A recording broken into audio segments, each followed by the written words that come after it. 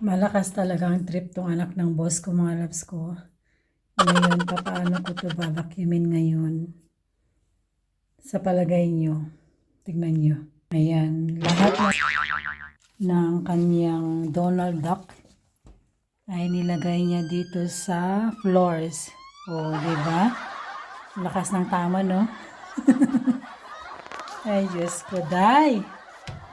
Paano ko naman to babacuumin ngayon? Yan.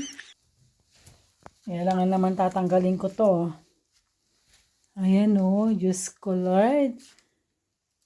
Paano ko yan tatanggalin ngayon at babacuumin? Diyos ko, ano ba na itong bata na to?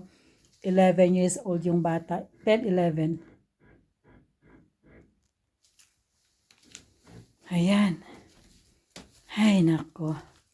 Kailangan tatanggalin ko, magagalit yun. Kasi yung bata na yun, ayaw niya pinapakialaman yung mga ganyan sa kanyang room.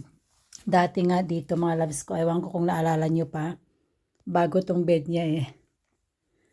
Dati ng daming karton dyan. Yung bed niya cover ng karton, ngayon nag-iba na kasi malaki na. Ito naman yung trip na ngayon, yan.